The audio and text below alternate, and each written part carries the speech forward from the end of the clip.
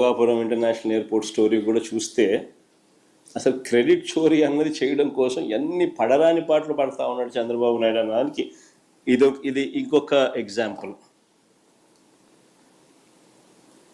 వాస్తవంగా చంద్రబాబు నాయుడు గారు ఈ భోగాపురం ఎయిర్పోర్ట్ ఇంటర్నేషనల్ ఎయిర్పోర్ట్ పేరుతో పెద్ద ఎత్తున భూదోపిడీకి ప్లాన్ చేసినాడు ఈ పెద్ద మనిషి ఆయన హయాంలో. మీ అందరికీ కూడా గుర్తుండే ఉంటుంది, 2014 నుంచి 19 మధ్యలో ఆయన ముఖ్యమంత్రిగా ఉన్నప్పుడు మొదట ఈ ఎయిర్పోర్ట్కు 15,000 ఎకరాలు కావాలన్నాడు. అందరికి గుర్తుండే ఉంటుంది. ఎయిర్పోర్ట్కి ఏంద్రానైనా 15,000 ఎకరాలు ఏంద్రానైనా అని చెప్పి ప్రజలు విస్తుపోయినారు. తర్వాత 5,000 ఎకరాలు అన్నాడు. మన ఎయిర్పోర్ట్కి ఏంద్రానైనా 5,000 ఎకరాలు ఏంద్రానైనా అని చెప్పి నిజంగా ప్రజలు ఈ మనిషి చిత్తశుద్ధిని ప్రజలు సీరియస్గా శంకించి ఏకంగా ఈ ప్రాజెక్టుకు వ్యతిరేకంగా 130 కోర్టు కేసులు ఫైల్ అయినాయి. వచ్చిన తర్వాత ప్రాజెక్టు సైజును 2,200 ఎకరాలు ఎయిర్పోర్టుకు, ఇంకొక 500 ఎకరాలు ఏరో సిటీకి, మొత్తం 2,703 ఎకరాలకు కుదించి what is reasonable, what is the size.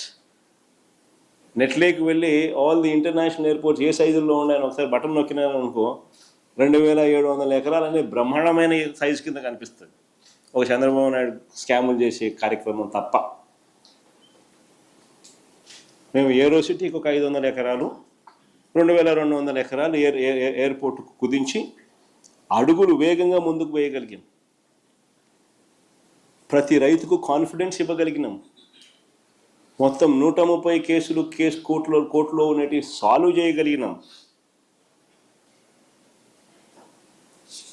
Solve చేసి భూసేకరణ పూర్తి చేసి 3 గ్రామాలలో సుమారు 400 కుటుంబాలను తరలించి దాదాపుగా 960 కోట్ల రూపాయలు ఖర్చు చేసి ల్యాండ్ అక్విజిషన్ పూర్తి చేసినాం.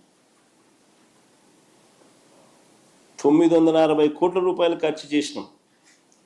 టైం పెట్టినాం, ఎనర్జీ పెట్టినాం, కోర్టు కేసులు సాల్వ్ చేసినాం.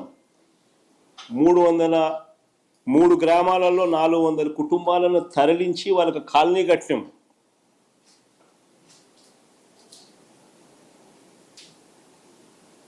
ల్యాండ్ అక్విజిషన్ మా హయాంలో జరిగింది. ఇది చేయడమే కాదు, ఈ పనులు చేపట్టడానికి తనకు సంబంధించిన మంత్రి అశోక్ గజపతి రాజు గారు ఆ రోజు కేంద్రంలో సివిల్ ఏవియేషన్ మంత్రిగా ఉన్నా కూడా చంద్రబాబు గారి ప్రభుత్వం పర్మిషన్స్, ఎన్ఓసీలు కూడా కేంద్రం నుంచి తెచ్చుకోలేకపోయారు. ఇది కూడా వాస్తవం. విశాఖపట్నంలో డిఫెన్స్ ఎస్టాబ్లిష్మెంట్స్ చాలా ఉన్నాయి. విశాఖపట్నంలో డిఫెన్స్ ఎస్టాబ్లిష్మెంట్స్ అన్నీ చాలా ఉన్నాయి. ఎయిర్పోర్ట్ కనుక కావాలి అని అంటే, కట్టాలి అని అంటే వారి పర్మిషన్స్ అన్నీ కూడా తప్పనిసరి. మనం వచ్చిన తర్వాతనే ఈ పర్మిషన్స్ కోసం కేంద్ర ప్రభుత్వం మీద ఒత్తిడి తీసుకొచ్చి వెంట పడడం జరిగింది. ప్రధాని గారిని నేనే స్వయంగా కలిసి లేఖలు ఇవ్వడమే కాకుండా రిక్వెస్ట్ కూడా పలుమార్లు చేయాల్సి వచ్చింది. మేము వచ్చిన తర్వాతనే ఎన్ఓసితో పాటు, కేంద్రం నుంచి ఎన్ఓసితో పాటు airports authority of India approval, BCAS approval అంటే bureau of civil aviation security approval, ministry of defence approval, ministry of civil aviation approval, environmental clearance, NOC for closure of existing airport INS Dega, NOC from central government, financial closure of all participating banks. ఇవన్నీ కూడా మా హయాంలో జరిగాయి. వైఎస్ఆర్సీపీ ప్రభుత్వం అధికారంలో ఉన్నప్పుడు జరిగాయి. రోడ్లు, నీళ్లు, కరెంటుకు అవసరమైన రాష్ట్ర ప్రభుత్వ అదనపు నిధులు కూడా మా ప్రభుత్వం వచ్చాకే ఇచ్చాం. అవి కూడా మా ప్రభుత్వం వచ్చాకే ఇచ్చాం.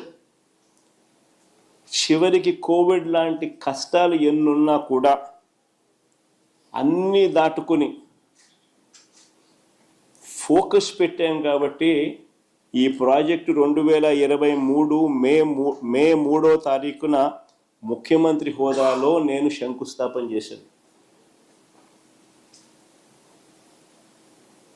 ఆ రోజు మీటింగ్లో చెప్పిన 2026లో మొదటి ఫ్లైట్ ఇక్కడ నుంచి టేక్ ఆఫ్ అవుతుంది అని చెప్పి.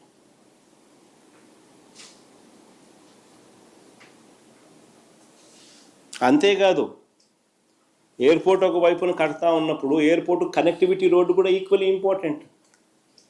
దాని గురించి కూడా అప్పట్లో మేము ఆలోచన చేసినాం. సిటీ నుంచి ఎయిర్పోర్టుకు 55 కిలోమీటర్లు కనెక్టివిటీ రోడ్డు, 77 మీటర్ల వెడల్పుతో 6 లేన్ రోడ్డు మా హయాంలోనే. అది ప్లే చేయండి ఒకసారి, గడ్కరీ గారిని ఒకసారి పిలిపించి ఆయన ఏమన్నాడు ఒకసారి వినండి. From the Chief Minister, మన మొదటి నుంచి పెట్టు. that is the making of 6-lane Vizag Port Highway మొదటి నుంచి పెట్టు. and NS16 near Bhogapuram. The important demand from the Chief Minister is with me.